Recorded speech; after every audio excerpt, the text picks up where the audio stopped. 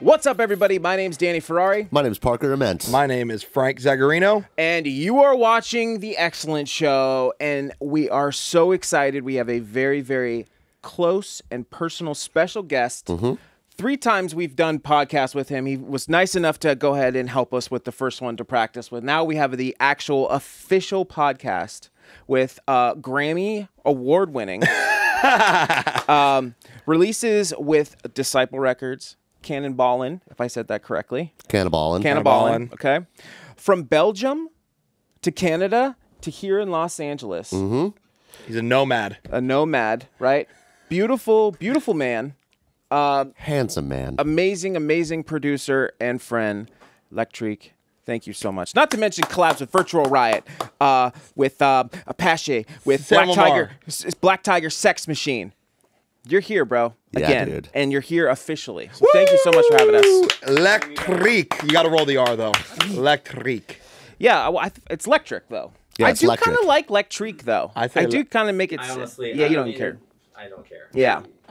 I like Lektrique. I always say, every time I introduce him to play collab, I'm like, welcome my boy Lektrique. we got lots of stuff to talk about. You got a bunch of cool shit that you're working on. So we're really excited to jump into that. But first and foremost, you are a very, very close friend to us personally. I would love to tell them the story about how we all became a rave family. Oh, yeah, let's do it. Which we'll get into. But you've seen our podcast, you've seen episodes, so you know what to expect now, right? And if I was to say, what a big surprise. What are we known as in the EDM scene? Have you heard this going around? The bad girls of EDM. Bad girls of EDM, that's right. I'm an honorary bad girl. And he's an honorary bad girl, and we are bringing you into the club. Just because you're a friend doesn't mean that you don't get a gift from the podcast. Because we did, because you filmed the first one with us, right?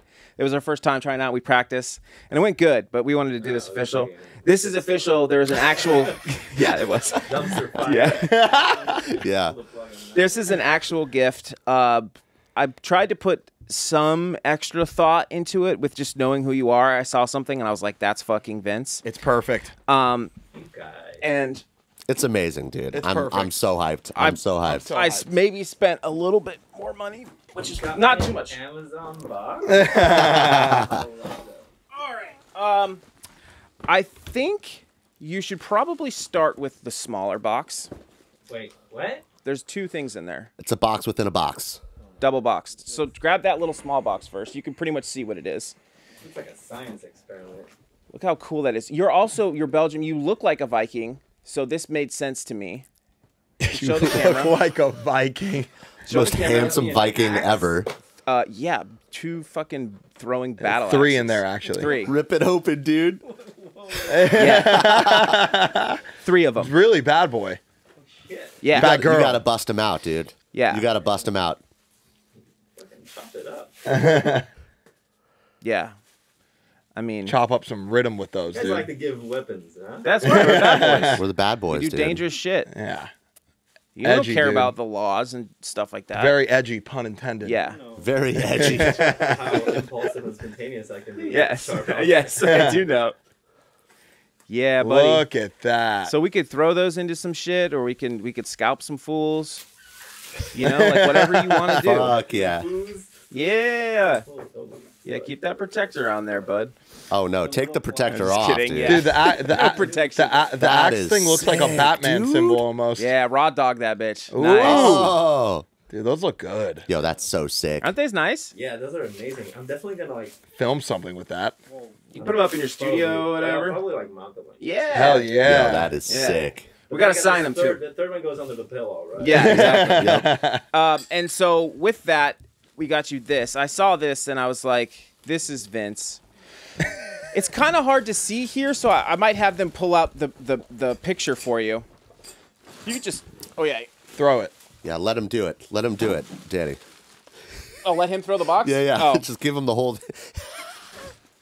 We'll show the picture up on screen of what He's this gonna is. axe keying over there. So we had a little mic issue. We got it fixed. Okay, so sorry for the audio in the beginning for Vince's mic. But back to where we were, okay? You're known for a very stylish man, a very handsome man. Swag-tastic, dude. Very, very, very swaggy. Swag-tastic. Nobody And knows me as such. I saw this and I was like, well, if I'm getting Vince a dangerous weapon, I got to give him some swag to go with it, right? I'll show the picture on the screen, but this is for you, and I believe you might be able to put an axe or two in there. So please open that bad boy up. Yeah, there you go. That's what I'm talking about. Sharp. That was sharp. Dude, that was straight through. Yeah, you guys don't know what you just gifted me. Damn, this looks crazy. This looks like it's just a regular Did outfit. you get me like a gladiator outfit or some shit? It's like Assassin's Creed, bro. type shit, baby. Yeah. It's for your wrist, bro. You got a belt. Oh, what the cork? Yeah, I don't know what that's for. Potions? Oh, no, it came with a Buttholes? water bottle. That was the best Oh, part. what the fuck? So it had a holster. You'll see in the picture. It comes with a water bottle. a glass Oh bottle. my god. For That's so potions. epic. What the fuck? More holsters. I think they're doing that as like a sense to like, oh, don't put weapons in here. Oh, I see what you're But saying. I was looking But we have initially weapons. for like an actual Assassin's I got an Creed. axe now. Oh shit, this looks nice. Yep. Yes, sir. That is so Vince. That is so Little, vintage. little shit, Afghan dude. hoodie, bro. Yo, that's sick. There should be I think it's a hood. Yeah, bro. Oh, it came with face paint too. Yo, this is so sick. Oh yeah, guys. Fuck yeah. I think it's a. I think Air it's five. a. It's So that was terrible. Yeah, that was terrible. I'll pull it up. I'll show you what it looks like. Let's do that again. That was still bad. Danny's the worst high fiver. We're yeah. also like restricted with the. Yeah. It's weird. It's awkward. Let me show you what it looks like. So that. Yeah, thing I'm that, gonna have a hard time piecing this Yeah, together. yeah. So this is your swag. Yo, Don't forget the water bottles in there too. hell yeah. That's Gotta a stay. potion Had the bottle. hood, Gotta stay and I was like, hydrated, "That's Lou. fucking Vince, The bro." hood is so sick. So we love Damn. you, bro. Thank you guys. Thank you for Love coming you, on. Vincenzo, aka Lektrique, We're aka gonna have Vince, some fun aka with this. Vincent. Yeah. On that note, Fantastic. I don't know if this is gonna be released or announced by the time that this airs, but let's say it is. Yeah. And if not, we'll just. Okay. Yep. I just got approved to play Neotropolis. I've showed it to Frank. Oh yeah, really cool shit. Ooh, what is that? Neotropolis is like a cyberpunk immersive festival in the California desert. Sick. It's like 3 days of just cyberpunk weebs. Hell yeah. Oh. But it's like super immersive, like the amount of detail and the amount of effort. You can't go without like a fit. They just That's- kick you got out. it. You're just like, nah. Strict Or dress maybe they code. give you something, like a rental. They I'm rip your not sure clothes what off and like happens. start painting Nice. But yeah, I'm definitely going to have some fun with that for Yeah. the set and like apply that. Dope. Super excited for that. Would love to see that. Thank man. you, Fuck guys. yeah. Yeah. Hell And then yeah. speaking of festivals, I think it's important that we talk about how we first met. Fuck yeah. So for Parker and I, we've had friends in the industry or whatever that we've like peers or whatever, but it wasn't until Parker had met Frank at Yeah. Joyride Studio. Yep. Right. David Show. David Show. Yeah. David Gasly, and I hadn't met Frank yet, but I heard about Frank. And Parker and I got invited to play EDC as the party dads Yep. in the Roach Coach. Roaching. Roach Coach. It was our first time like being able to be around like a big community of people. Yeah. At least Especially in the EDM scene. people, too. and not even as like a fan, as like on a peer level, right? Yeah. So for me, it was really, really cool just to be able. That was the first festival I ever went to. So it was my first experience with like EDM as like a festival, Which right? is so wild. Yeah, it's pretty wild. And so we hop on the bus that takes everybody down there, and immediately Frank is there, and we just link up with Frank, and he's sitting right next to you. Per usual. And I remember instantly just feeling, obviously like bonded with Frank because he already knew Parker, and you were aware of what we were doing with Excellent. Been a fan of you guys a while Yeah, at that point. Thank Yeah. you. And for me personally, it was really, really cool to. I just remember that feeling of when I'm getting sentimental, but when I like met you, it was just very, very Natural. You have a very, very warm like demeanor, and I've been told that by other people too. And it was Thanks, really guys. nice for Parker and I because I can say this like with just like it's a bit intimidating when you're going into this thing, and obviously you have this great opportunity. But to also like to make friends and to network. for sure. And you guys especially, you guys were like our bros the whole trip. You would yeah. walk off with us, and we would just go have a good time. And everybody that was Adventures. into that whole like, there's no about like rave family, but it felt like a rave family. I was like, oh, I get this. I'm Yeah. really happy and honored that I got to pop your rave cherry. You definitely Yeah, did. same. And we had such Together. a great time with both of you guys and the whole crew. It was a But bonding experience. yeah, man, it was honestly. I mean, I know you're just a good dude, but like, I don't know, like that meant a lot to me. Like it really did. It meant a lot to me that you guys. I think I could say the exact same thing about you guys. You have such a welcoming and thank you. like Thanks, friendly man. energy that just makes you want to like be around you, you know. Yeah. And then especially when it's the first time meeting people and you're so like inviting, you just want to like, oh, I want to like know more about these people. And obviously since you guys were also in electronic music and the educational like online space, I was like, dude, like I want to Yeah. know what these guys are doing. It sounds like Frank is just telling me things. I remember telling Yeah. you, I was like, dude, you guys, because I knew that Vincent's been teaching online Yeah. for so long. I was like, dude, these guys, I've been watching, I've learned so much a from them. You match have to. made I've in learned so much heaven. from both of Yeah, you guys. dude. So it makes thank so much sense for you guys. To, Yeah, because you hadn't seen our videos really, right? Had you seen us before around at all? I Just think like kind of. I had maybe seen something spaz by here and there, but I Yeah. hadn't like known about like XLNT, gone to the page, and, Right. like, checked out the tutorial. Yeah. And then after I did, I was like, damn, you guys make amazing stuff. I Thank love you. it. Yeah, like it was cool to link up with you, obviously because you've been around for a minute and you've done some pretty cool shit, and then also to see that you are also like I see a lot of people now like that, and you see people's like work ethics, and everybody works like hard for the most part, but like you work your fucking ass off. Like, Yeah. you're Bro, doing you your work mentoring, your so feedback. hard.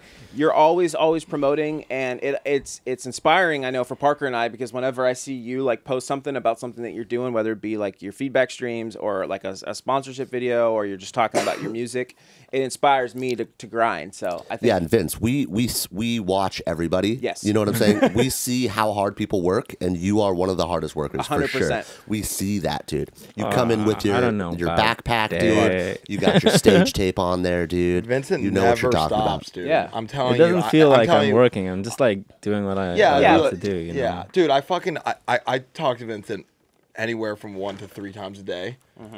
Every time I FaceTime him, I would say On average. 99 on average, 99% of the time, answers the FaceTime at his desk. What are you up to? About to teach, working on this mix, got to work on this music Yep. video. I'm telling you, this guy never ever stops. It is so inspiring. and it's awesome that you open yourself up to people to be able to to have you as a mentor, you know what I mean, and to be able to give feedback, and you're love- really big into the community, which we really appreciate. Yeah, I love helping people. It's Yeah. just like very, very satisfying for me to see the enthusiasm that I get, like the energy that it also, I feed off of that as well. Yeah. People that are like, their excitement, they're like, oh, I can do this and this and this now. And like, I can see them reaching for their goals. It's just so, it fuels my soul. Yeah. How did you start teaching? Yeah. Like what made you like start doing the mentoring and lessons and videos and stuff? I think the first thing I did was FL Studio workshops when I used to live in Montreal. Wow. There was a guy there that was hosting workshops at one of the Musique Technique, I think that was the school. like in-person workshops? Yeah, in-person workshops. And they made a Facebook group and they started inviting people. And it varied so much, the turnout. It was like 3 people, 12 people. It was like, okay.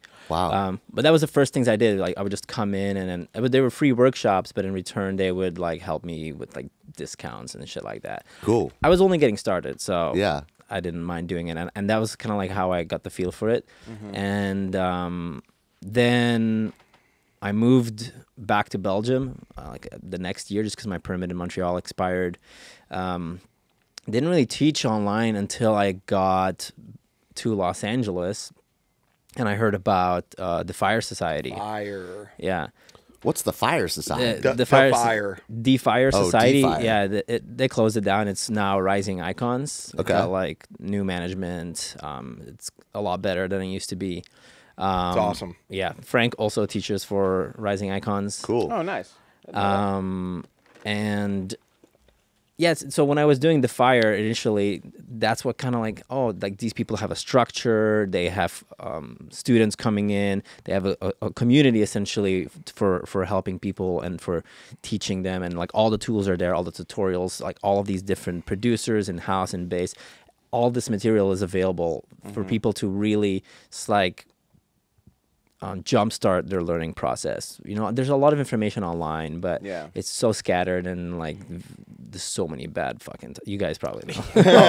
So many bad tutorials online. Really bad. So everything is a lot more like curated and quality, and obviously live feedback is super precious. Yeah, 'cause the you have specificity of it Exactly. is really important. Yes. So I just started doing more of that, and then it just also because of the pandemic, there was a necessity. Like, how do I pivot? How do I make money while I live in Los Angeles? It ain't exactly cheap out here. Yeah, man. So Especially in your mansion. Yeah. we don't pay. I don't pay that much. I know. It's not It's crazy. good. It's good. Yeah. I'm kidding. But it's just like as a necessity during the pandemic, and then leaned more into it. And I was like, wait, what if I had my own like brand and website and tutorials and samples and presets and everything on the platform? Like, that would be nice. So I started working on that. First, I was doing it with a partner that helped me kind of like build the tutorials, but then I won't name names because it's unnecessary. Yeah. But they wanted to like own perpetually the website. Oh, really? Like, and Even I was like, after. yeah, even It's after a they're like really involved, I was bad like, word. yeah, That's insane. I'm like, Perpetuity I is don't scary. Perpetuity's not a in not, perpetuity. I'm not not fast. We don't comfortable like. with that. So Yeah. we went separate ways. I mean, no disrespect, but yeah, this Yeah. didn't suit It happens. my yeah, exactly. But I'm very grateful that they helped me kind of start that Sure. process, and now I have all of that in my back pocket, and I have a platform, and it just helps me further like make content and help people, and now I'm doing most of my scheduling through Calendly. I don't know if you guys are familiar. Yeah. Yeah. This like connects to your calendar, and I love doing it. Yeah. I'm also doing more like monthly retainers these days. Okay. I It's like like that. students sign up Same. and we have a session per week, 2 hours per week, and then I give them homework and we talk about their weaknesses and like goals, and I try to like make a customized curriculum that fits their needs and is going to help them the most. Yeah. And are all the people that you're teaching, are they using FL? Do you ever get any Ableton guys? 'Cause Oh, I yeah. know, for those that don't know, you're mainly an FL guy, but you can work in Ableton. Exactly. It doesn't matter. Right. It's So you're. I'll yeah. teach them to use whatever. I mean, I got taught Cubase when I was in Montreal in school there. I've worked in Reaper, in what's the modular one? Bitwig? No. The one with all the The all cable. Oh, VC. No, no, no. Oh, you're Hero talking Bus about is something. on it. You're talking about. Oh, Reason. Reason. Reason. There it is. Yeah. Thanks. Reason. Man, That was killing me. haven't used it in Yeah. a long time, but yeah. Shout out Styles Incomplete, bro. Yeah. Shout out Hero Bus. Hero Bus is on Oh it yeah. too. That's Oh, it. yeah. And Snails, I heard. Yeah, Oh, Snails. that makes a lot of sense. Yeah. Reason? Yeah. No, yeah, I don't know if Reason. that's still the case, but I I know don't think the, anymore. Not anymore. I had heard. Back in the day. I had heard that the first like snail base, the reason why Yeah, it was the- so good was because it was going through that string Specifically. filter. Yeah. In Yeah. Reason. Yeah. Exactly. Sorry. Proceed. Yeah, so it doesn't really matter what Yeah. I think they're all just doing the same exact thing. I think if you can apply and you can understand sound and the necessity to sort of be able to visualize the dimensions that we have available to make something sound good and separate it, that you can make music in anything. Yeah. What do you think is the most common trend for all of the students that you have as far as like their biggest issues?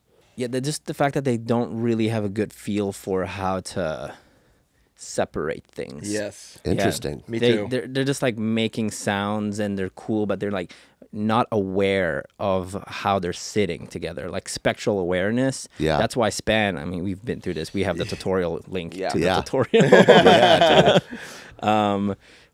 It's just such a game changer for them to actually finally understand. Oh, like this is how phase works and how sound works really at Yeah. like a building block level, and then having them like make conscious decisions and aware decisions that help write more fluently, because you're not running into those problems anymore. You're like, oh wait, I can't do that because it's gonna sound like shit. You can actually hear what you're adding to the song because it's not on Yeah. top of something that's already Yeah, taking up so that space. I would say like understanding what your canvas is in sound, because you Cool. can't see it. So like understanding the 4 dimensions, pitch, depth, panning, Yeah. width.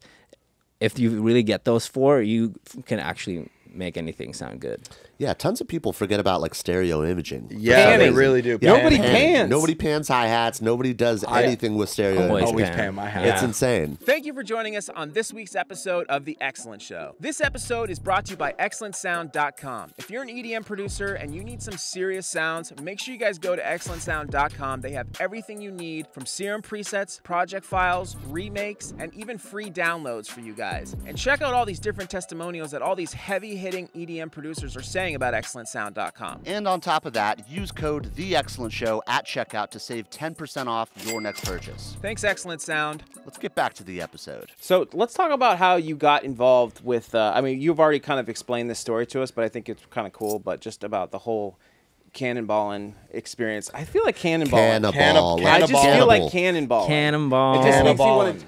It's like cannibals, dude. Eating Yeah. humans. So yeah, let's talk about how that sort of started for you. Like, I mean, That you were Belgium to Montreal, right? Yeah, I moved there.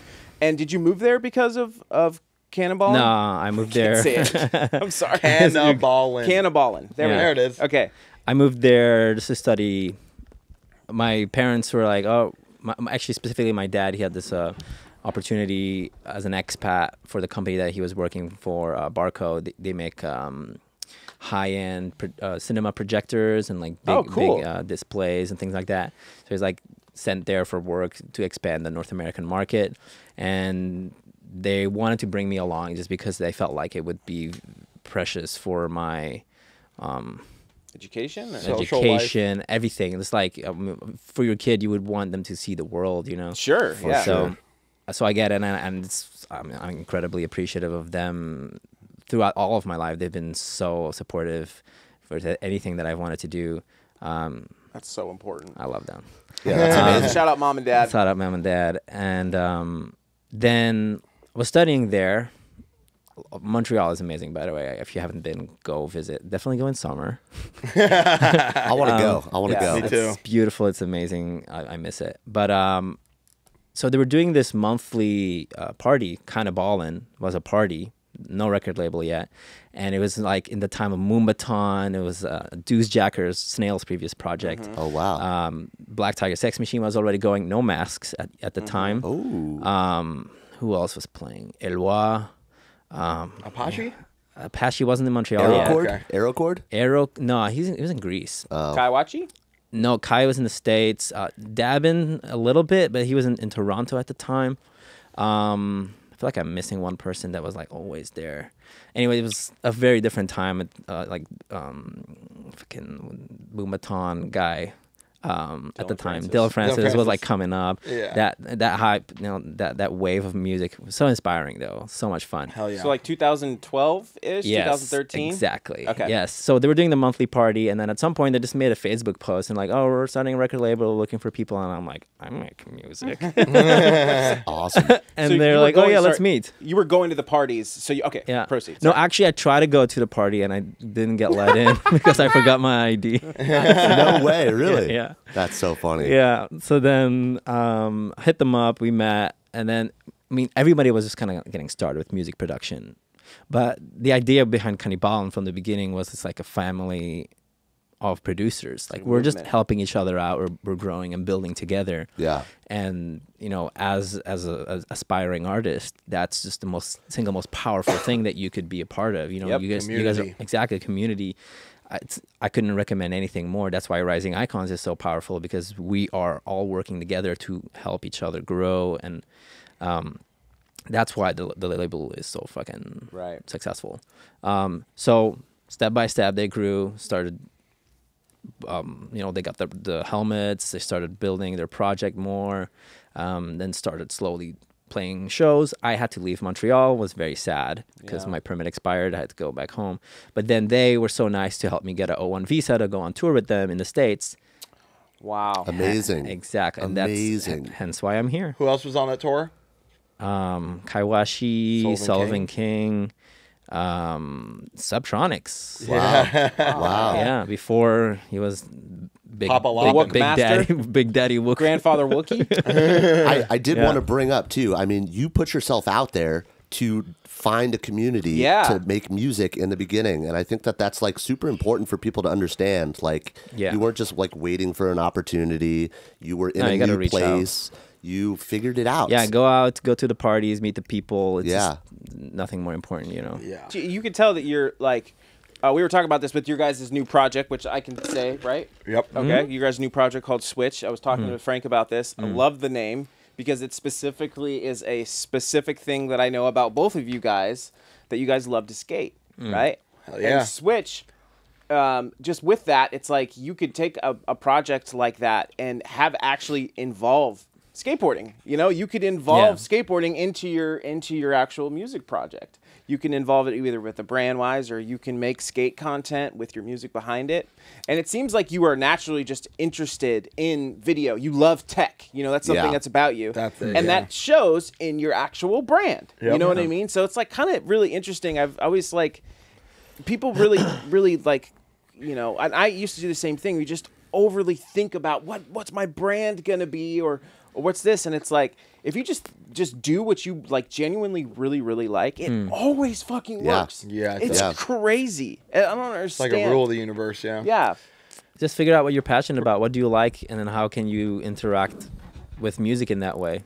I mean, with the project that we're developing right now specifically, everything about it was natural. Like me and Vincent, first of all, we were friends for 6 years before, 5-6 years before we even thought about working on music together. So we just became very close naturally, started skateboarding together, realized that we have a really complementary sound.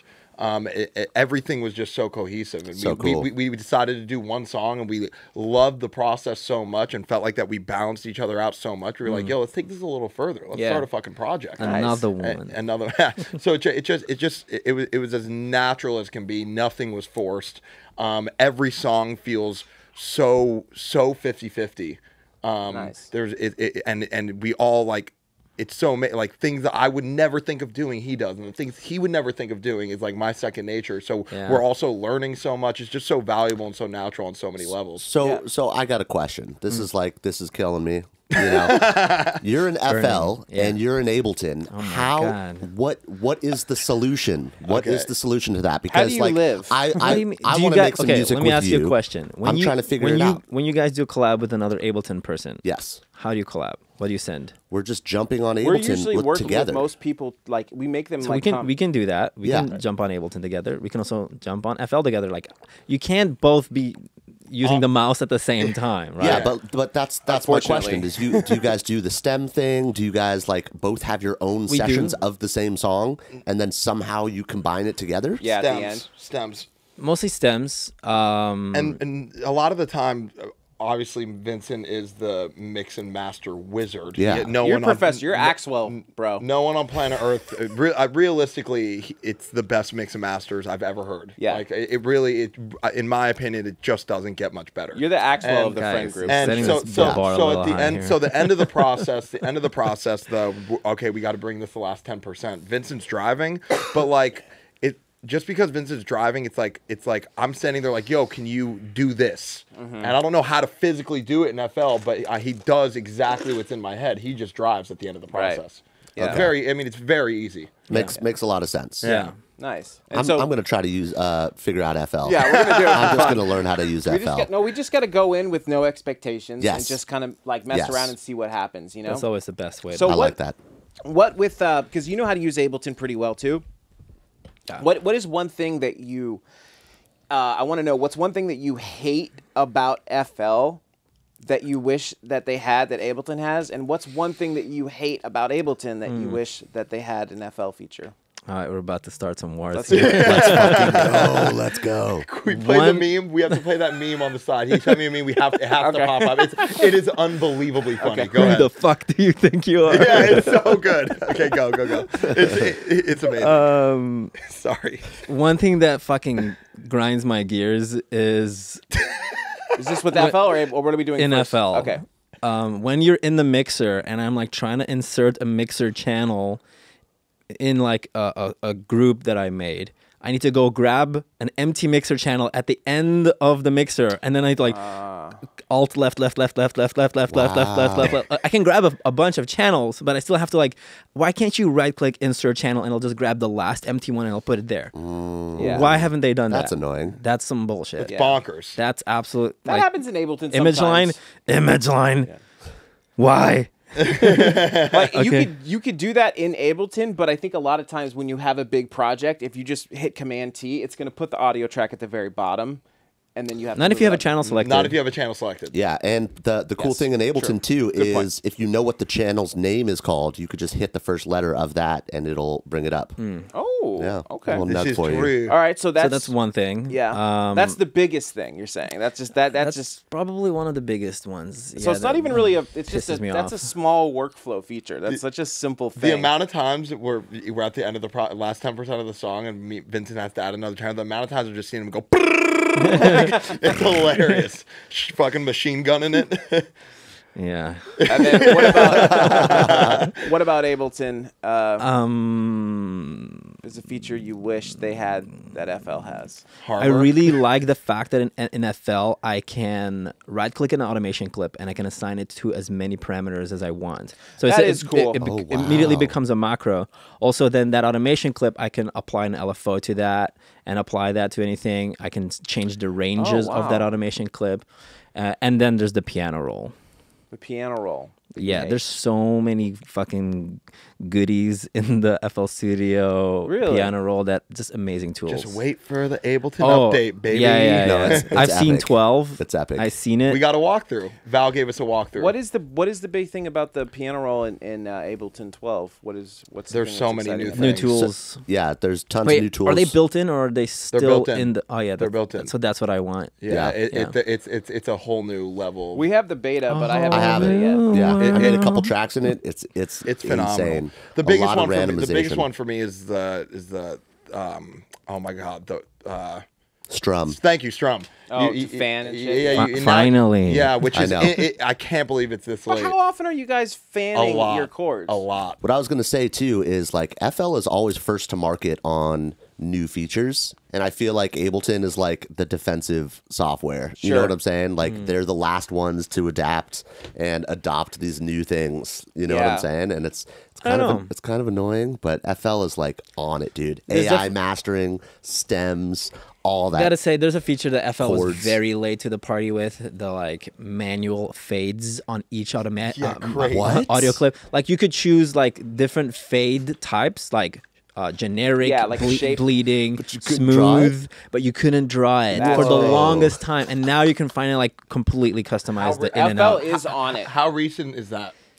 Last year? That's fucking crazy. I know. The thing that's cool about FL, that I really appreciate, that I wish we had more in Ableton, that's not necessarily like a workflow feature, is all the extra bullshit that they put in there, like the little anime character. Oh yeah, the oscilloscope. There's a bunch.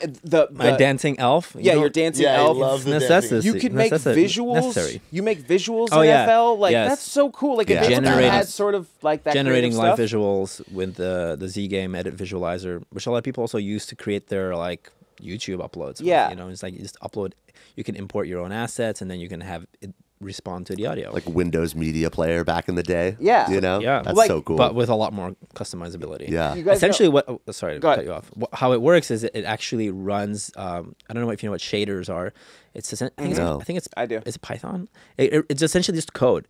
It's just generates visuals based on what the code is. Oh wow! Like live, it doesn't like actually like there's no video files. Yeah. It doesn't play a file. It just generates all this information based on the code, and then it just gives you some parameters to play with to like make it look, or the hue, or like the brightness and all of that, and then you can map that to the audio. I've been having a lot of fun with this recently. That's so dope. And that means you can code your own. You can also ask ChatGPT, hey, make me a ball that like expands, and I'll fucking make you the code. Whoa. Yeah, if you go to Shader Toys. It's that easy to just paste it in there for FL. Another one that you have made extremely apparent to me over the years that Ableton is fucking up on is how inaccurate the Ableton stock spectrum is. It's it lies to you. It's a complete liar. Also, the EQ8 one is like... What? Oh yeah. If you compare what EQ8 Spectrum looks like to Span, it's like half of that shit isn't even there. Yeah, it's so it's crazy. so wild. You can run it in high quality mode, but it's still it's not. It's a good EQ, but it's right click. Yeah, it's not for detailed. If stuff. you're really trying to Pro Q3 baby. Yes, Pro Q3 will tell you and will cut out. Yeah, Pro Q3 is highly reliable. No phase inversions or any of that bullshit. Yeah. Like phase rotation. On Pro Q3. What's up, guys? Parker here. Quest for Bass is out now. I want to give you a little sneak peek. We got some super sick 808s. Snares are super sick. Rims. Full drum loops. I really like the breakbeats folder, man. They're all super original. These bass one-shots, they are absolutely insane.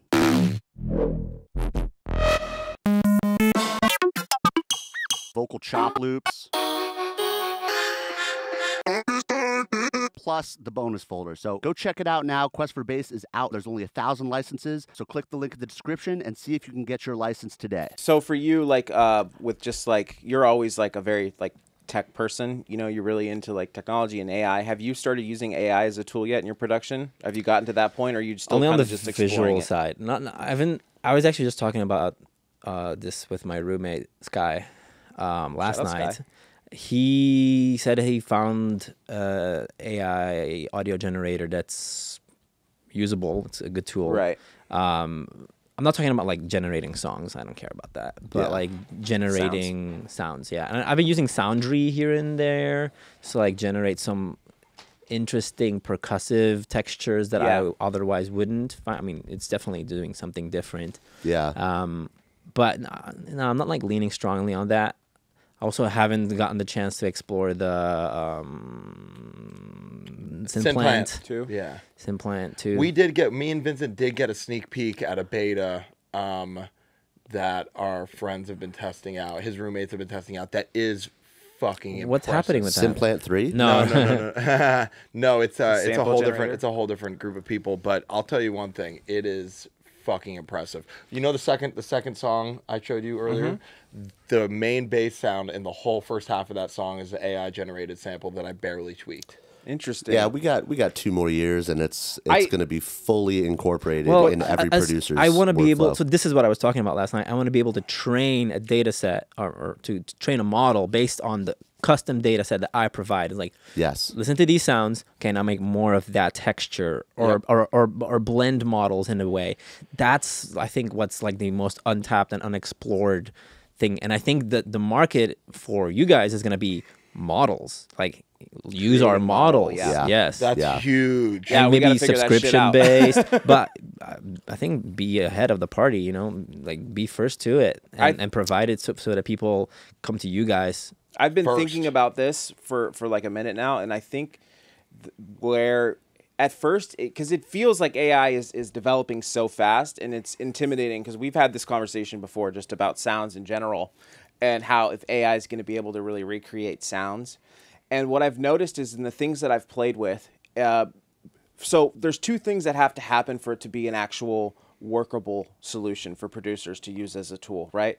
The first thing is it has to be able to do a good job of what it does. Yeah. And it seems like we're almost there, right? But the second thing that I find that is, I think might take a while, is finding a way to actually improve the workflow. Because think about it, when we generate a sound with AI, with Synplant 2, or if you have, you know, the other ones that we've tried before. There's the secret one. Yeah, so like you have to go into whatever it is, like Discord or whatever. Yeah. And then you have to implement your sample, and then you have to wait about, you know, 10, which isn't a long time, but 10 to 15 seconds. You have to see if that's the one, or you regenerate it a bunch of times. Yeah. So what I've kind of noticed is like, I think it's going to be, when it's officially like time for AI to be used as a tool, will be where it's just like opening up a plugin and here's a sound and it's accurate and it's that quick. You can just drag it out like that simply. It's fast, like you would be able to use any sort of thing like audio. I think that's really when it's going to be something that's going to start. In your DAW, pick a model. The model is connected to the server online, and then you just fucking smack it. It's like as easy as using the Finder on the left side. It needs to be built We use in. the Finder all the time to produce. It's like there's going to be another column that's just like AI. Yeah. Can we talk about Ableton DAW features? Yeah, dude. Yeah, that's the one thing that I'm like, ooh. To find a sample that's sample like similarity. So cool. Yeah, you gonna tell him? Yeah, I'm gonna tell him. Yeah, we can say it out here because we fixed it. Yeah. So it has the similar. It has. I don't know if it's AI or not, but you find a sample and then you could say find like samples, similar. like That's what we're similar talking about. samples. Yeah, exactly. Yeah. So we were like EXO. Yeah. We were like, like let's see if there's other sample companies that use the same sample twice, and let's see if because I have tons of samples, dude. I have like terabytes of samples. So I found like, for example, Nick Mira snare, I feel like hip hop snares are all the same. You know what I'm saying? Because they have the same tonality. So I did that and it gave me similar snares to that. And there was a couple that are very close to the original. I didn't find doubles, but should we tell them? Yeah, we got an email recently from somebody that was like, "Hey, I bought your cartel pack," and they're a fan. They're just like, "Hey, I just want to let you guys know, like, we'll keep this on the DL, but I found that you guys have a duplicate sample, and Cartel Volume 2. It was a clap. It was one clap, and in your house, which was a pack that was released before. Yeah. And we're like, oh wow, like." Obviously, like, we're humans, we make mistakes. Like, we have folders of unused samples where we don't. And he was trying to do it as like hey, I'm a big fan. Like, don't like Canceled. Yeah, no, he wasn't like that. He was being cool about it. We got to hit him up too because we're gonna send him a free pack for finding that. But we're like, how did somebody find that? Right? The similarity, that must be it. We were thinking that he hit the similar button on this crazy clap, this like random clap, and then he had both packs, so the other one came up like right under it. And it's easy for a sample company to make a bunch of sounds, and then you're picking stuff for the pack. Yeah. But if you accidentally like forget that there's a dupe, which is hard because everything's very difficult. It's really very difficult. And everything's like contextually different, so it doesn't sound the same. Yeah. But you're going to start finding sample packs, and I don't think. I mean, we remake a lot of shit, but I don't think any of our samples have ever been. It's possible because anything recycled. You're saying you're human. You know what I mean? Yeah. I think it's so. It's going to be interesting to see that. And that guy, we're like going to send him a free pack for finding that because we think that's like it's so appreciative. So we're going to switch out the clap and like re-upload, even though it's just like one clap. Can I just say the fact that there's a one clap duplicate and two excellent sound sample packs doesn't seem like even remotely close to a big deal to me. No. Yeah, but it's a product. It's a product, and they expect to have a new clap sample when they purchase a new pack. It could be looked at as we were being lazy or something like that. And I don't think they think about the fact that like, which I understand. Like at first I wanted to be like, what the fuck, dude? But then I was like, you know what? Like I realized that the guy was. I'm appreciative of that actually. Yeah. Because I'm like, you know what? Like you're right. Like. I don't think he understands. Like, I have to like explain to him, like, hey, man, like, we're humans, we make mistakes. Yeah, like, we're not doing this that wasn't as robots. A purposeful thing. Yeah, you know what I mean. So, but yeah, it's not a big deal. But one clap, and I all your packs guarantee is duplicated. Like, come on. There might be more. There might be. I don't know. It's possible for us to. It's probably I don't not. think so, though.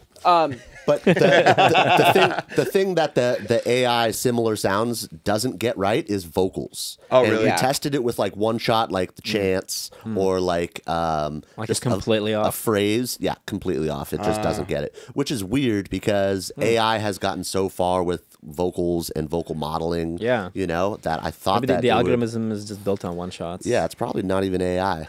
It's no, probably just AI is such a buzzword. Yeah, right. Google's AI. Like Google searches stuff and finds you stuff, but it's I think AI just implies that it's using a reference, right? It's like it's learning. It's trained to do something, so it's like somewhat intelligent. So if you're asking like similar samples, it is running an algorithm that then just like compares parts of the sample and then looks for similarity. Yeah. So I guess that counts. There's levels to AI for sure. Yeah. I love having you like in a conversation because you're definitely somebody that's just always down to like nerd out about stuff. Yeah. But I kind of want to switch gears and I want to talk about your new track, Thick. Thick, baby. Is it thick with a Q? It's a QUE. Oh, nice. Okay, yes. so Thick. it's we're planning on launching this when this is already out, so we're gonna go ahead and have the link Either in the today or somewhat recently. You're gonna be taking us through it in a little bit. You're showing us some stuff about it, but can you tell us about that track and just how that kind of started? Yeah. On the side note, yeah. In regards to Thick, I made the artwork completely with artificial intelligence and Photoshop. Let's go. This is the one that I've been doing that for the last 2 releases, but this one I'm so stoked. Like obviously just like any tool, the more you use it, the more you feel like you can really control the results. And holy shit. Yeah. Wait, let me show you. Yeah. Can we show? Yeah, I want to see it. Yeah, I'll send it to you guys. Yeah, gotta pop that shit up. I did a lot of different It's like exports Vince on this. with like a giant booty. That'd be such a showing sick artwork. my fat dump truck. Yo, that's crazy. Oh, I saw this the other day. If you zoom in, like, because you can upscale as much as you want, right? Yeah. It just keeps adding more detail. Oh you could do this God. infinitely. Like It's you could so make this high quality. You could make this 20K. Dude, It doesn't matter. I'm telling you, you know how deep and in he gets into engineering and mixing. He applied that same obsession with this. I go over to his house every single time before we start a session. He has a new thing to show me when it comes to AI generated art. It goes fast. It is. Yeah. So has this song been done for a while since you had the video? Yeah. Definitely over a year. Wow, was that hard to sit on? Or you were just like, this is like, did you make that as opposed to like straight to it? Like, I don't know if that one. That one came about pretty quickly. Yeah. I just made the beat, sent it to Micah. Micah crushed it on the vocals. Yeah, We love Micah. Shout out Micah Martin. He came up with the whole straight to it. Right. Hook. Love it. So hooky. And then we were like, okay, what do we make the video about? So we were just like, what if it's like about procrastination, getting straight to it. Yeah. So we just made it funny and weird. So it's positive too, which I really like. Yeah. It's like Get your chores Posi-core. done, bitch. Was it hard? get the fuck out of bed, bitch, go. Yeah. That guy that makes music in New York. Fucking forget I forgot his name. I'm late to work. Yeah. Fucking So was that hard for you to make the decision to like sit on Don't that release track it. specifically? I mean, I already had the music video, and the music video.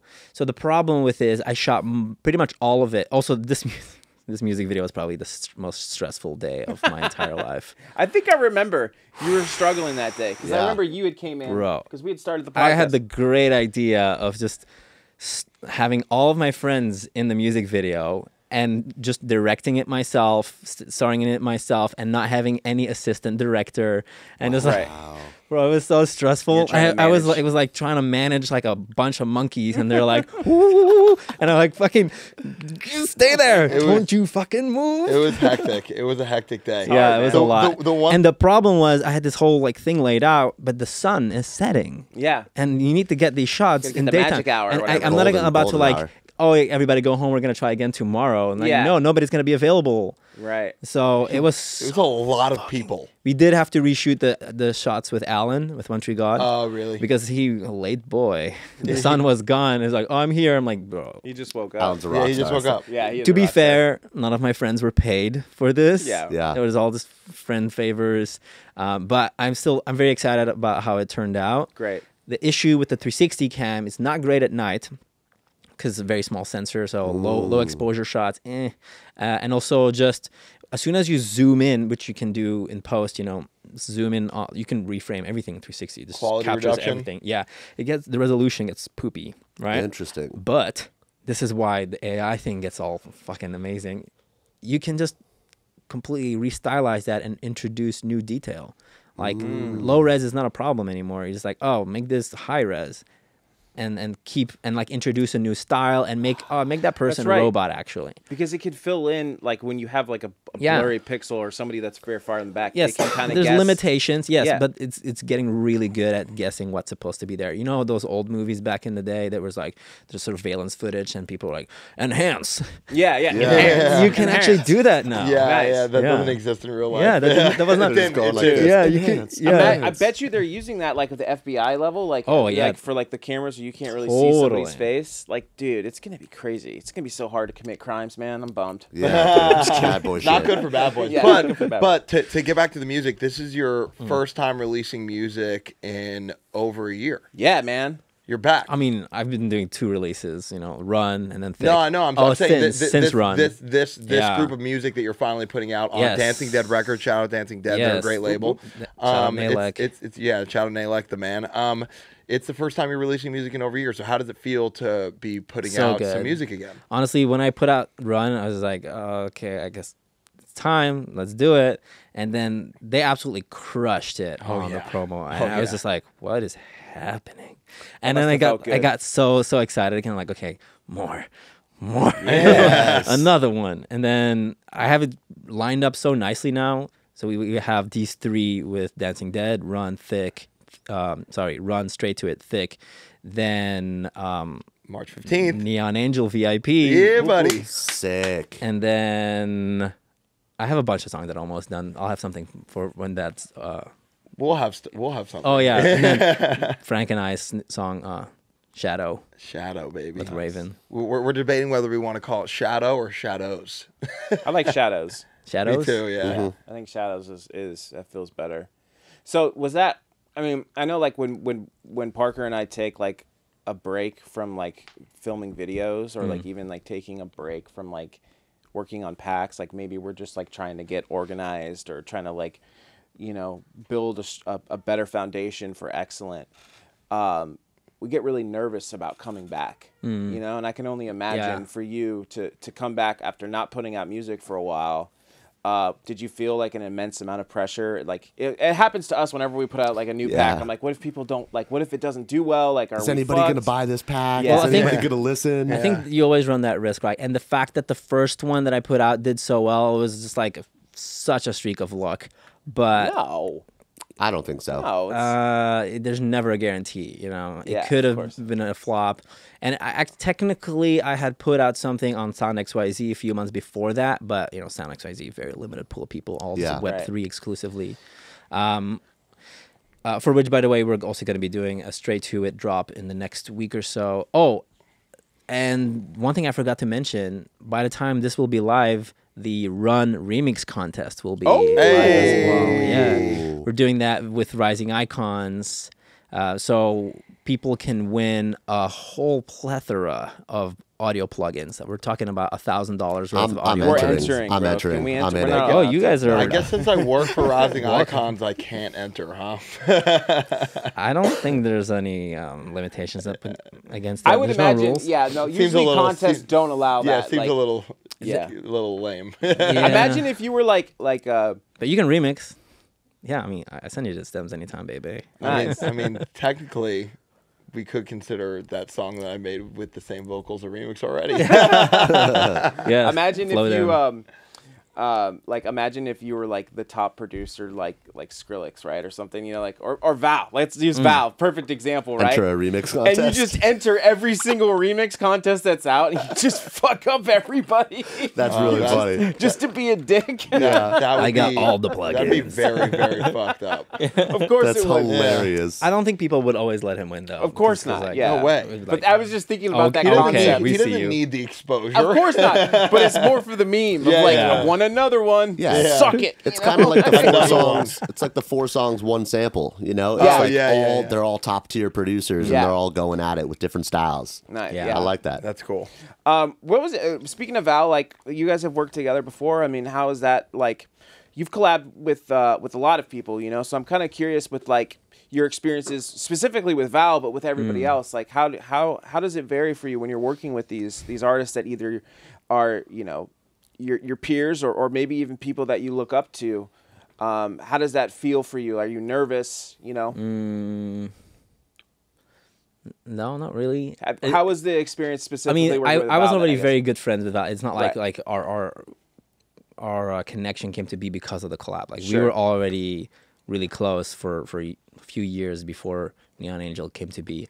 And it just kind of like spontaneously happened. Right. Like I just showed him like, hey, I'm working on this, and he just went like, ooh, can you send me the stems to that? I'm like, I might want to like play around with that, and I'm like, Yeah, you got it. Yeah. Fuck yeah. Look at you right now. Now it has like what, like 2 million plays or some shit. I don't know. It's close to. I think it's close to 2 million. That's awesome. I feel like that's the best way to go about collabs is like if there's something natural. Yeah, it's organically like he's inspired by it. Yeah, it was this project that I call retrowave trance dubstep. Retrowave step. Yes, with Nice. trance. Retrance wave step. Yeah, Retrance wave step. which was mostly just the melodic idea, like the chord progression, and then he built out the first drop so quick. We was like, we wanted it to be 4/4. We wanted to have like that pumping, and then we wanted it to be like a combination of both of our aesthetics. It's like so like getting the 4/4 like techno, not exactly, but you know what I mean. And then going into dubstep, we from the start we knew that that's kind of like the layout of the song that we were going for, right? And it just like worked out so freaking nicely. And now the VIP, I play it in every set. That thing goes hard. Nice. We've been sitting on this one for so damn long, and Frank knows that. Oh man, it's been way too. I mean, literally, what's really frustrating is my remix that's also coming out on the remix album has been done for over a year, and it's one of my favorite ones that you've ever done. Thank you. Really So same with everyone else's remix on the remix album. The only thing that was holding it up was Val finishing his end of the VIP. Yeah, it took forever. So epic. I don't want to make him feel bad about it. Yeah. But I do. Just kidding. Frank wants to make you feel bad. I love you, Val. No. If you're watching. I'm curious how you do. Everybody's different, obviously, but how do you feel about like how do you handle pressure when it comes to music production?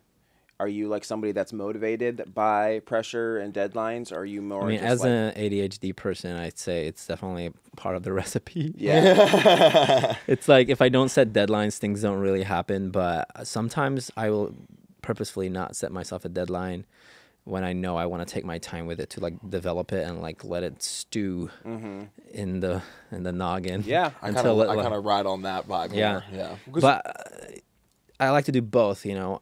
For things that I can afford to take my time with, I'll take my time with it because I know there's no rush, and it'll like probably end up becoming better because as I am going through life, more inspiration and like different perspectives, and showing it to my friends, they introduce a different perspective that I would have had, and you just evolve with it, and it becomes like a bigger part of you. Whereas just as an artist, you, especially these days, you also need to be putting out music pretty frequently. I think healthy balance. Yes. I think what's really cool is that me and Vincent have our own respective projects. Jesus. And I think what that's allowing us to do is because we have stuff going, like he's releasing music, I'm releasing music, because we have stuff going on that does have deadlines and is keeping us busy and releasing, it's allowing us to really take what he just explained, that approach with our collab project. We're not rushing it. When the song's finished, it's finished. When the branding's finished, it's finished. It's going very slowly and very naturally. It's really allowing us to take our time and not put too much pressure on it because we have so many other things going on. And because we're taking that approach, when you take that approach, it makes things a lot more fun. We're just having fun. And I think that's a big portion. Well, we're building our catalog. Yeah, I think that makes sense. But once we pop the cork on that, we're going to probably of course need to focus a little bit more on consistency. Yeah, I just wanted to play the devil's advocate, like when totally. the beginner producer that has never released music in their life, it's kind of like masturbating. Dude, it's like you're just stroking yourself, and because it feels good, and like you never get to the release. So I think it's a very fine line as for beginner producers. Perpetual edging. Exactly, perpetual edging for yourself. I also think there's really just something to be said about whatever is best and most conducive for you to have fun with it. Like if setting deadlines and cranking it out and making sure you have something done by this day, if that's what is the most fun for you, then you should do that. But I think you're going to write better music and have more success the more fun you're having with it. I think you can do both, right? You can like have fun with it, have a sort of like low expectation on the songwriting phases. Like I just need to be starting new projects. And then once you have that out of the way, you'll have a lot of projects to pick from, pick your favorites, and then apply a bit of time constraints. Like, I need to finish it by Who this else year. was saying that, dude? Somebody else was talking about just make a library of songs and then go back and choose. Yeah. It might have been you from our last episode. But that is such a... Oh, no, I know who it is. Zach, Coca Cobra. Oh, nice. He takes that idea as well. He just cooks up, giant folder, and then goes back and see, like, from an outside perspective, like, this is cool, I really like this, and then you finish the idea. Yeah, also potential future collabs, like, oh, I want to start something like this, and you're like, wait, I kind of already did something like that, or started something like that, and then you're like, oh, how do you like this? It's like, that's exactly how our first collab started. Yeah. It's like a very hip-hop way of going it's just like, like I had just gone to see Frank play in San Diego, and I was feeling inspired in that, like, realm of sound, and I'm like, oh, I haven't really tried this sauce before. Yeah. I was like, okay, well, what if I just like pick my favorite drums and like start making something in that direction? It's like, oh, hell yeah, I think you'll fuck with this. That's sent it and it's like, yep, this is the one. And it was so like immediately I was like, oh my God, I'm going to keep his A section. I'm going to do what I would usually do and make a B section. And literally this song became exactly 50-50. It's him in the A section, it's me in the B section. I love when that happens. Yeah, it's so great. We always try to do that in our collabs. Like you and I always pretty much work pretty equally on things. Sometimes the weight is different. But I find that like Parker and I think obviously, like, ideally, like, working under pressure can be counterintuitive to your creativity. Yeah. I think Parker and I have kind of thrive in that a little bit for some reason. But I think it has to do with us filming videos at first, and we didn't have any editing before, so we would have to film a video, and we'd have to do it live in one shot. Oh, shit. And so...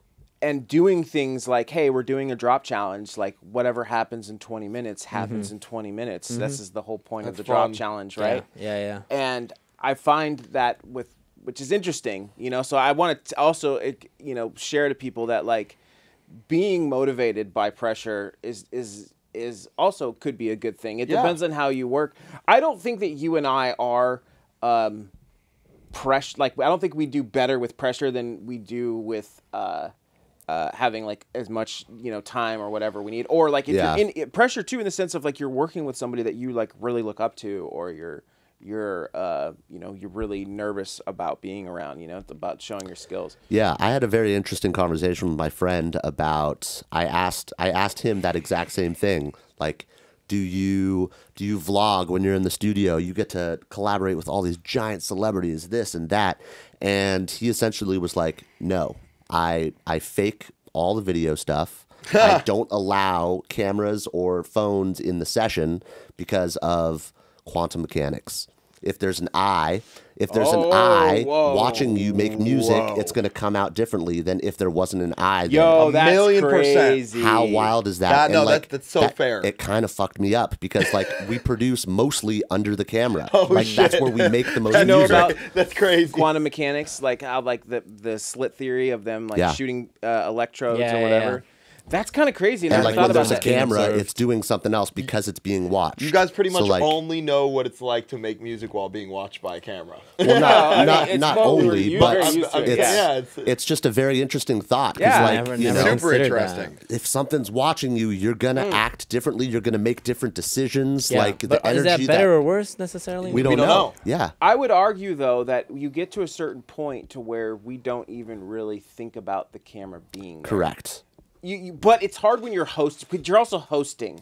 You're at least with us, we're trying to entertain. Yeah, that is somewhat distracting. That's why I haven't really leaned into doing much Twitch streaming of me like in my production process, because I definitely feel like, oh, what's happening in the chat? It's tough. No, it takes me out of my like I'm living in this little world that is that universe of the song that the story that I'm trying to tell, and if somebody. Even if like my partner, my girlfriend, if she's like in the room and I'm like trying to finish a mix and she's like, oh, I just got this message and like, please, don't talk to me. I cannot deal with that shit. And I feel like an asshole and like, please don't.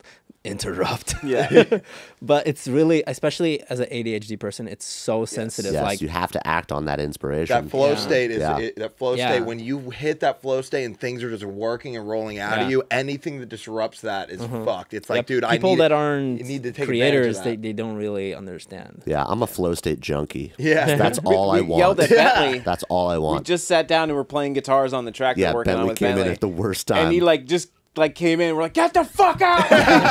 We're like recording He's guitar. like, what the fuck? We're like, no, like, because we had already had like interruptions right took up us to that an point. hour It took to us get to forever that just point. to get to that point. I know And that. then somebody walks in and you're like, God damn it. Poor guy. He was all sad, and then he came back after, and we were okay. I But know. it was so funny, dude.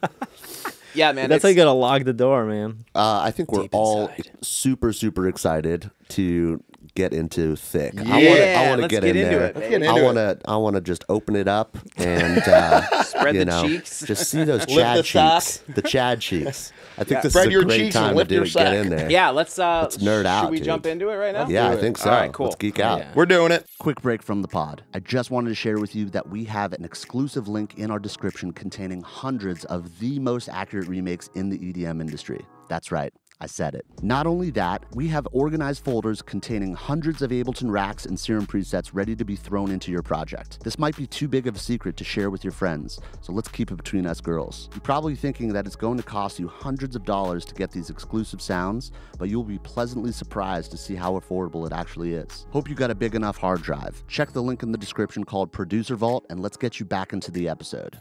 All right, so we're gonna dive into the brand new single by Lektrique called THIQUE. Thick. Lektrique and thick. Lektrique is pretty thick. The ultimate thick boy. The ultimate thick Oh boy. my god. Let's do it.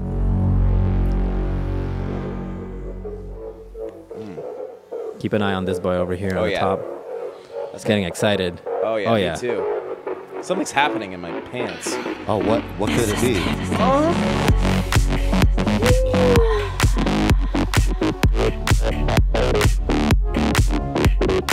Dude, it's the best kick ever. And the clap, too. Yeah.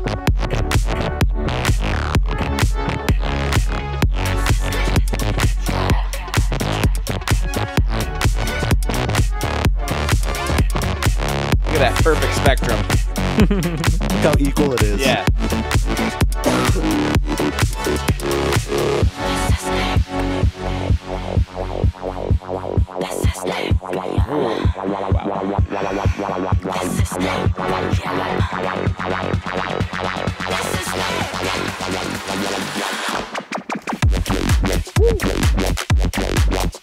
So clean.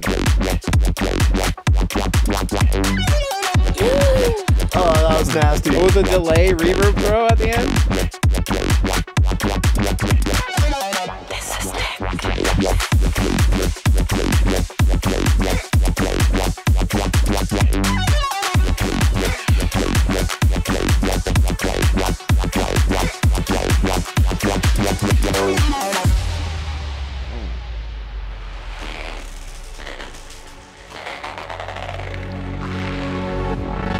These are insane. Yo. That's nuts. Woo.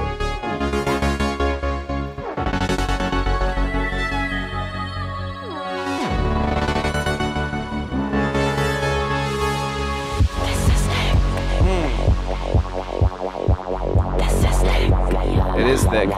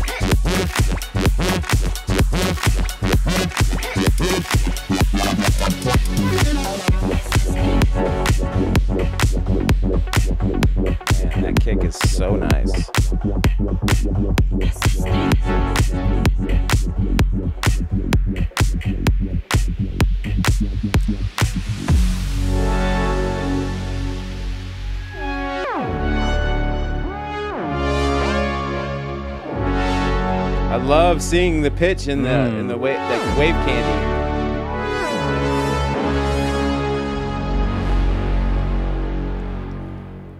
Wow, Fuck man. yeah. As crispy clean as it gets, ladies and Alpha's gentlemen. having a stroke right now. What the fuck? It's more like a seizure. You made her thick, bro. Yes, that's what I meant. Dude.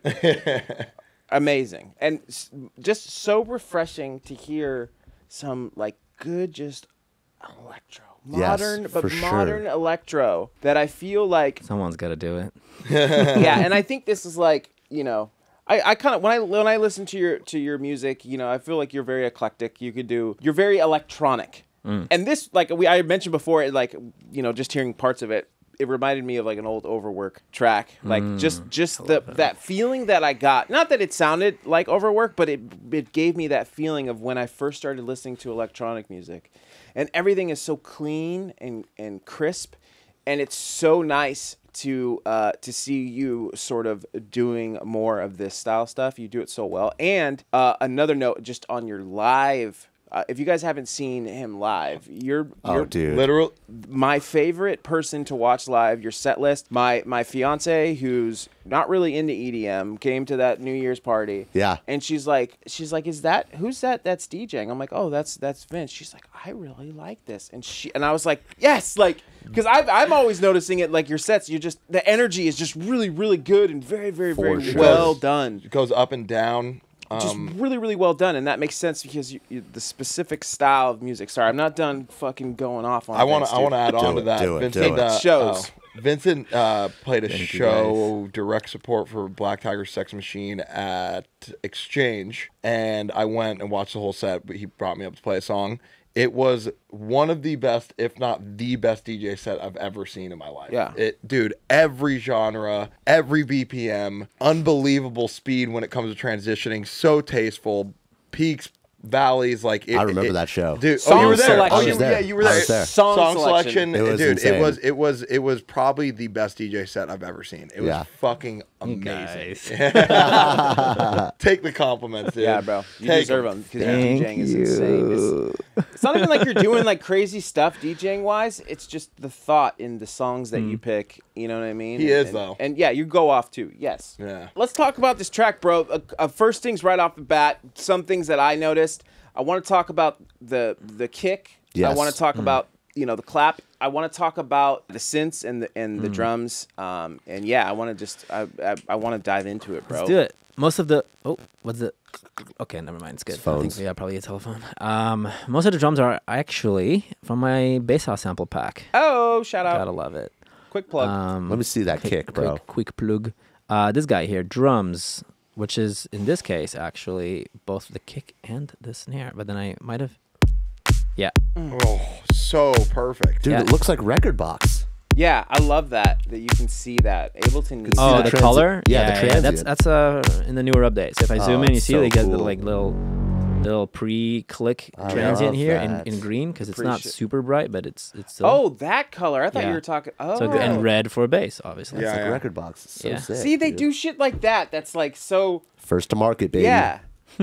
I think the percussion is also from that pack. Yeah.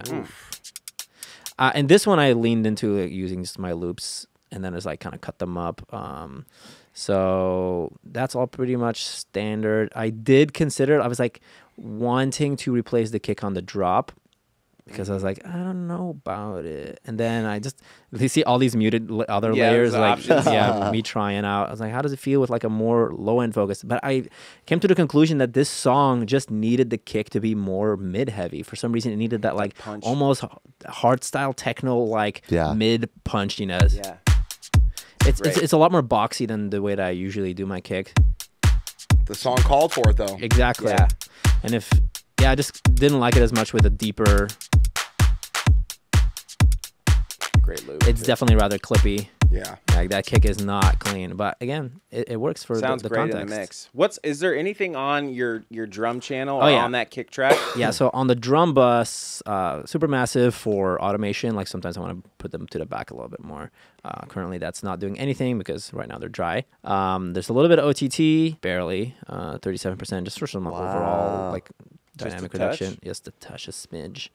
This EQ is just a low pass for automating when I'm going into the breaks. Supercharger's off right now. Oh, I turned all these off apparently, but sometimes usually I have these supercharger? On. That's NI, isn't it? That's their little distortion exactly. Overdrive. Yeah, I love this thing. Really? Love it. I always have this on the drum bus, except for right now apparently.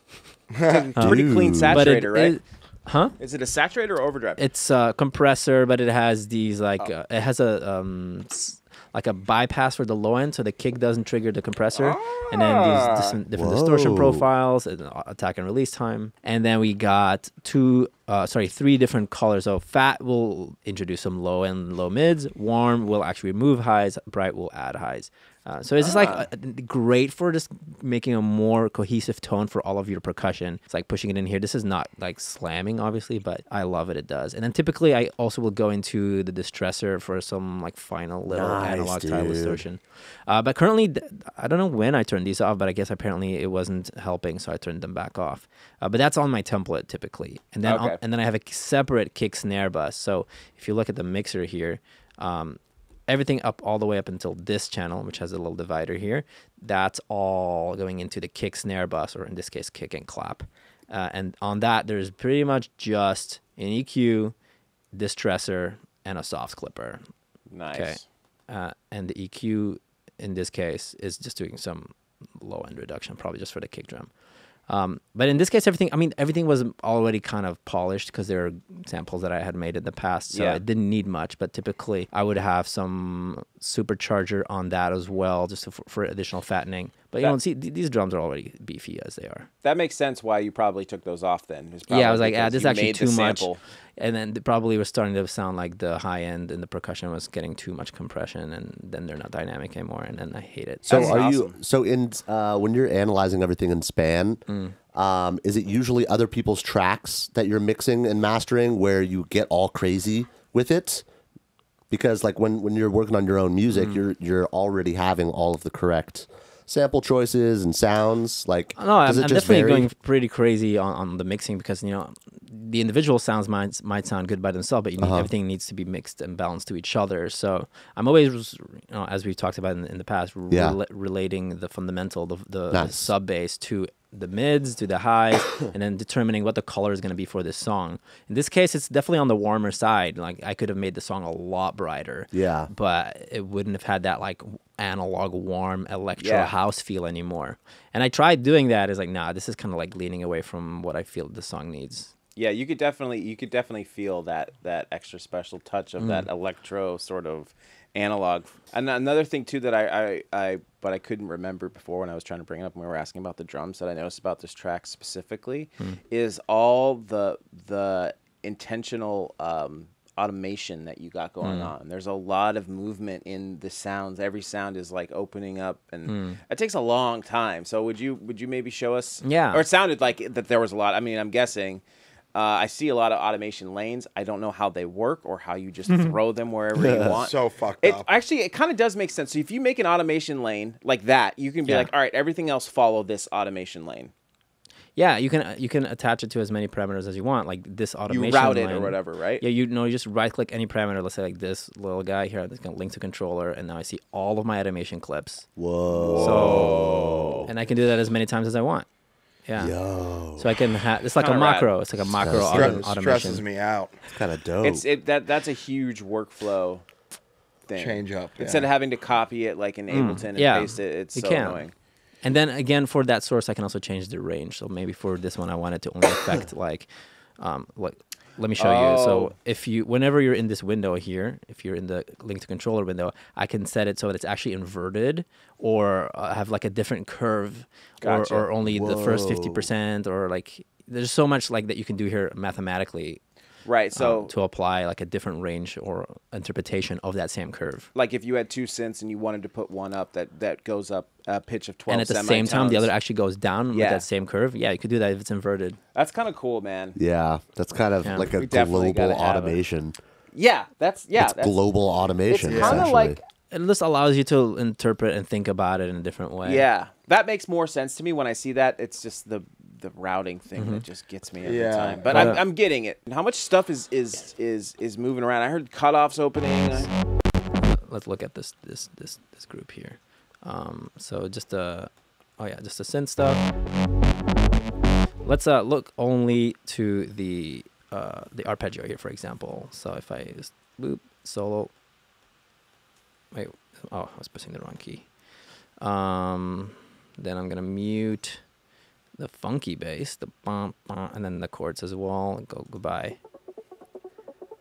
So I'm bringing in everything kind of like, gradually. That glitchiness is definitely a cell phone.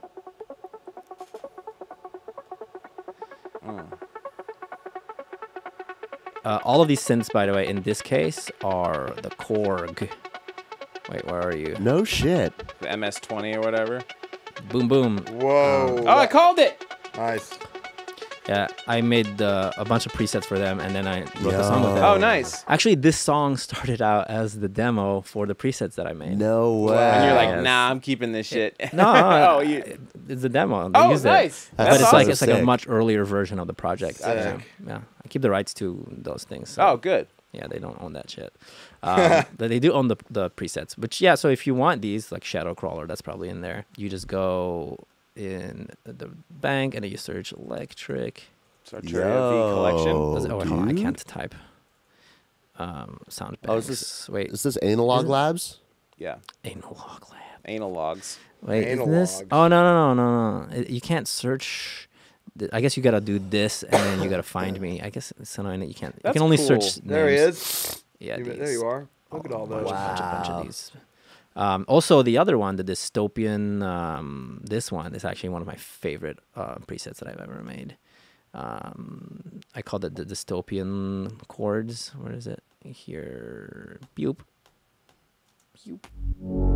Oh, this shit is so cool. Yeah, I so love good. this part. It sounds like actual brass. Like it mimics it so closely, but it has this like futuristic atmosphere to it. Hold on, let me turn off the side chain so it doesn't do the pumping. Is the modulation coming from the Korg or is it from the automation that you drew in? In this one, that's inside the synth. Oh, okay. That's just the attack time. Oh, nice. Yeah. Well, there's also an additional low pass filter in here. Probably that's closed at the moment. Yeah. See. Oh, there it is.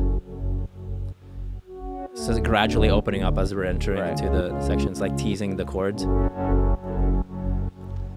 It's almost like too much delay and reverb, like they're really bleeding into each other. It was like, I kind of like it in this case. It was perfectly used in that spot.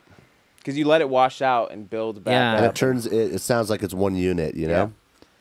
And then, so the ARP is doing the same chords at the same time. It's kind of like... Oh, gotcha. Yeah. Oh, another layer. Is this an ARP you made for the... Yeah, so that's... All the arpeggiation is happening in here. There's a little sequencer section that doesn't exist on the original Korg, but they added that, which is super nice.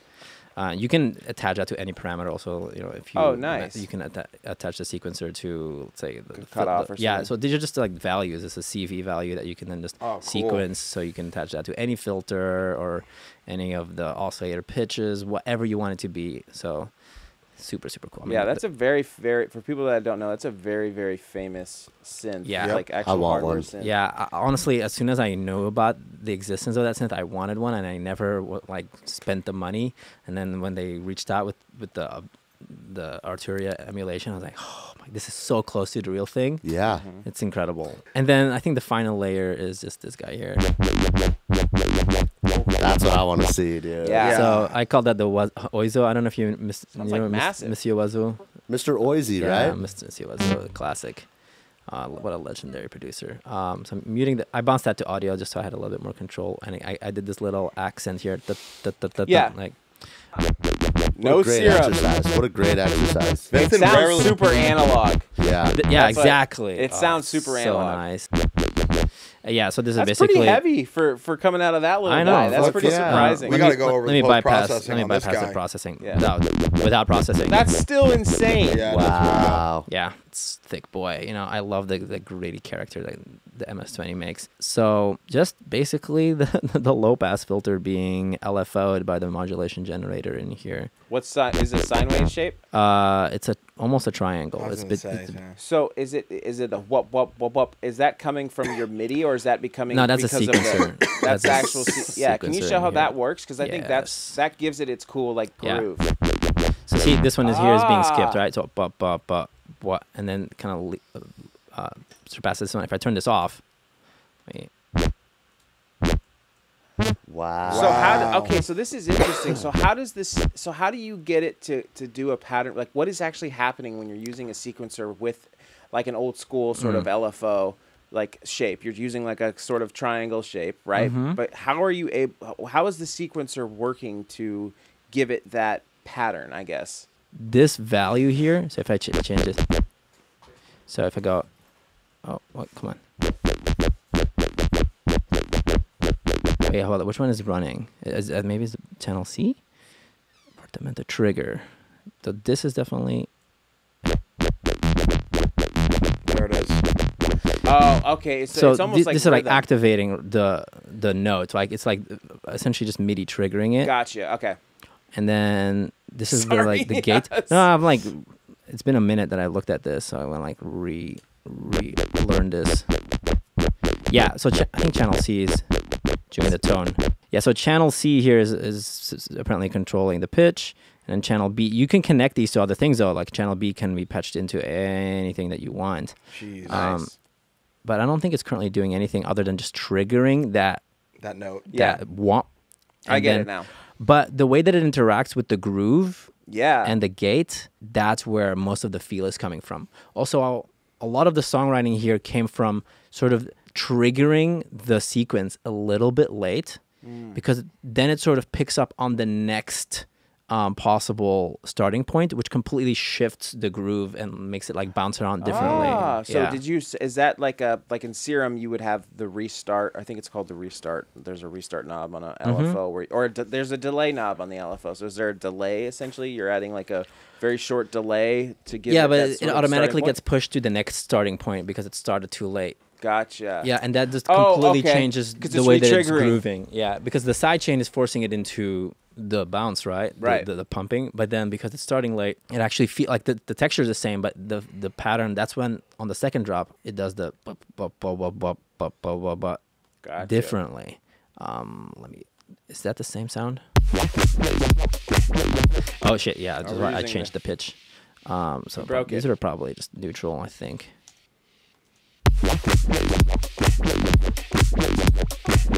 There it is.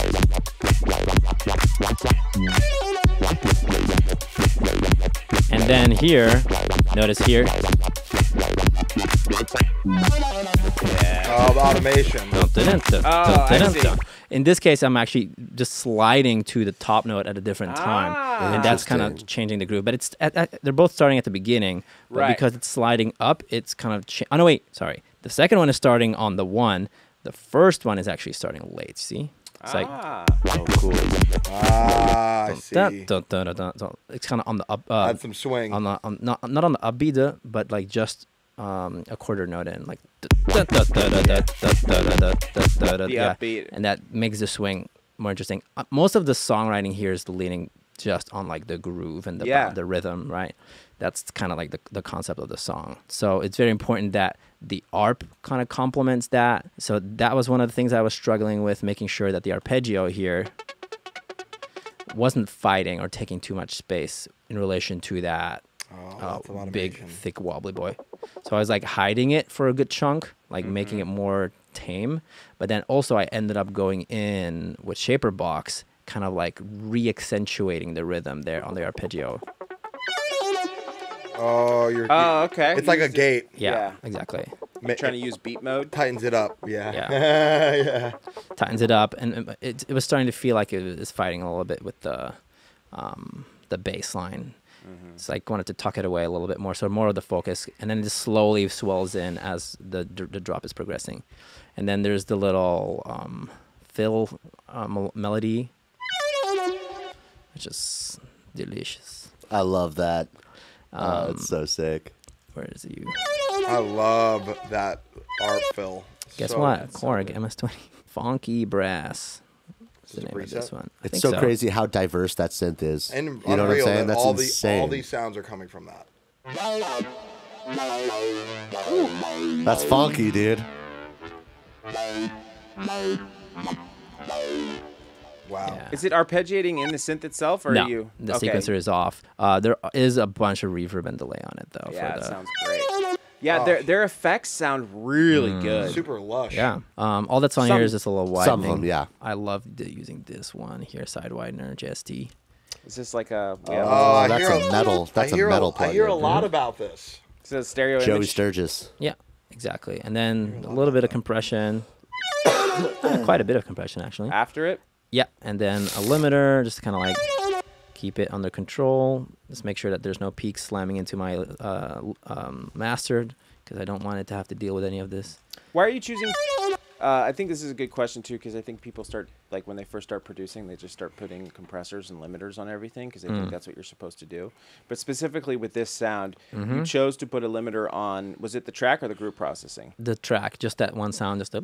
Because you knew that those highs would get aggressive, and you're like, I just need to cut a little bit off. No, I just wanted to make sure that when it was playing, when it was coming in after the big bass, that it was going to be loud enough and present, and that the relationship between the dry upfront sound and the reverb that comes after was balanced. And pushing it into the limiter will make that tail louder. You know, I could go in and boost the wet, but then the sound all of a sudden gets pushed back. You know, it's like now it's more distant. So by slamming it into a limiter and not touching the dry wet, you keep the same tone presence, right? But the tail gets louder. That's like the key information that you said that I want people to understand the purpose of why you chose to limit that specific sound. Yeah. But you also know that you're going to have a limiter on your master, so you have to be also aware of what you're doing with that. And on my synth bus before the master even. Oh, okay. So are you a big bus limiter? Yeah. You are? Or definitely. Like a clipper or I just don't want my master to have to deal with too much dynamics because the more you work your master limiter, the more you're going to hear the artifacts caused by the distortion and that makes sense. The pumping. It has the most frequency going into it and the most different levels of sound. So it's more likely, like when you use your master limiter, like you can't push it too much because you'll hear it because there's so many different sounds that are louder than each other. So that makes a lot of sense. So a little bit of limiting on your groups. Drums too? Yes. Soft clipping in this case, actually. Clipping, okay. What is the difference between a limiter and a soft clip? Limiting is just going to introduce less distortion typically. I mean, it depends on the limiter. Obviously, they're all a little bit different. But the idea of soft clipping is that you are essentially introducing distortion. So you're hoping that the distortion is going to help the sound. You're like a little bit more overtones, which for drums are oftentimes really good. But limiting can, depending on the settings of the limiter, if the attack time is a little fast, it can also make the transients more hidden. Yeah. So soft clipper will accentuate the transients more, whereas limiting will hide them more. That's why when you're slamming into your master limiter, first things that'll happen is you'll lose that kick and snare transient or clap. Yep. So having soft clipping and also having a kick snare bus before your master allows you to then apply additional accentuation to just the transients that are getting lost during the mastering stages. So I'm just kind of like, as I'm achieving the desired loudness and compression and tone for the master, I'm mostly going back and forth between my master processing and my bus processing. Those last little touches, a little bit more, like in this case, I ended up taking out like the punch of the kick a little bit here at 50 hertz because the bottom was too thick. It was too heavy. And then... It's way too thick. Too thick. And then that quickly starts saturating your master limiter. So by just removing a little bit of the fatness of your kick, of the bottom of the kick, it's all of a sudden your kick is much cleaner. Same loudness, better tone. So that was a decision you made after your master was implemented. Yeah, to facilitate the loudness that I was going for. The kick is starting to saturate in a way that I don't like. I'm going to take off some of the bottom that's causing the distortion. Yep. God, he's so fucking smart. I'm like, damn it, why don't I think about stuff like this? Let's talk about master. I know people are going to want to know about master. Oh, yeah. I mean, we got to get deep into this master, dude. I've been waiting. It's a thick-ass master, dude. Thicky master. Big boy master chain? Literally just this plugin. That's it. I haven't used the invisible limiter. Why do people? Is it called the invisible limiter because you can't hear it and it's just barely cutting out? Correct. Very clear, right? But yeah, I love G3 specifically because it's got the soft limiter, so the soft clipping. Let's turn it back on. So it's soft clipping in here, which I can then change the threshold for, which in this case I didn't. It's not doing that much. Also, I'm like barely pushing into this because most of the volume is already achieved at earlier stages. I don't need it to do a whole lot. I'm actually trying to have this do as little as I can, just like catch the occasional peaks and bring them back down to earth, you know. Let's actually turn some drums on and see how hard it's working. Not much. Okay, ideally, you would want any limiter stages to work between like 3 to 4 dB of gain reduction. Any more than that, and you're starting to enter into the territory where like I can hear it. Yep. Yeah. There's 2 limiters in there. I see. Yes. So that's interesting. So they have the soft clipper and then they have a brick wall. So are you doing anything on the brick wall there? Nope, not really. I just kind of like used it as it was sounding because there's any problems with it. But you could play with the attack here a little bit, the release time. So like unnecessary here.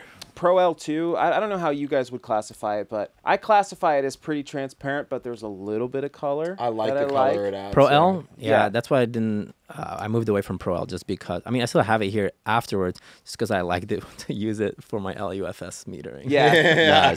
Nice. I think that's pretty much it. Dude. Fuck yeah. Great track, bro. Amazing. Thank you so much.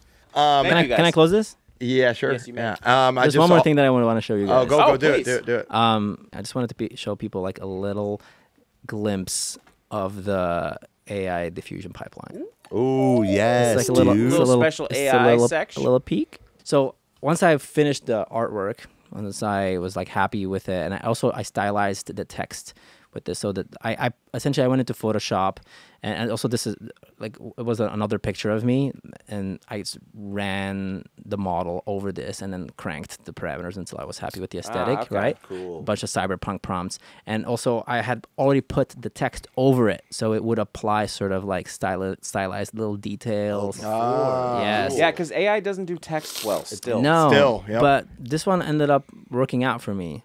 Yeah. Even with like a very advanced, comfy AI, can it do text? I think there's models now for text specifically. It's still like still struggling.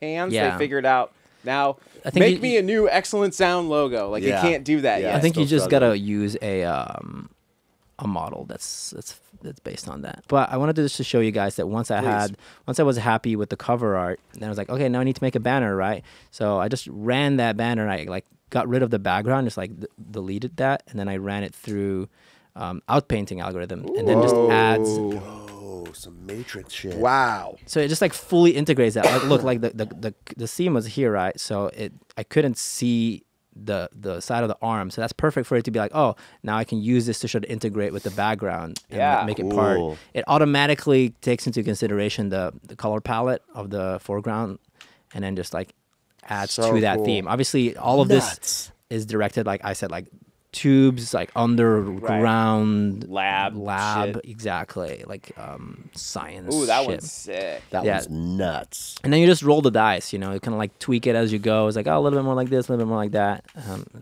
So you get such cool, like, interesting results. Yeah, amazing, dope, man. I'm excited for the day that we can do something like this, but with audio. It's like, oh, I love this sound, but give me some variations on this that I can actually use. Yeah. Yeah, I can't wait for that to happen, man. Fucking sick. I got some ideas. There's an algorithm that somebody made for Vital that you can import a sound and it'll remake it inside of Vital. Really?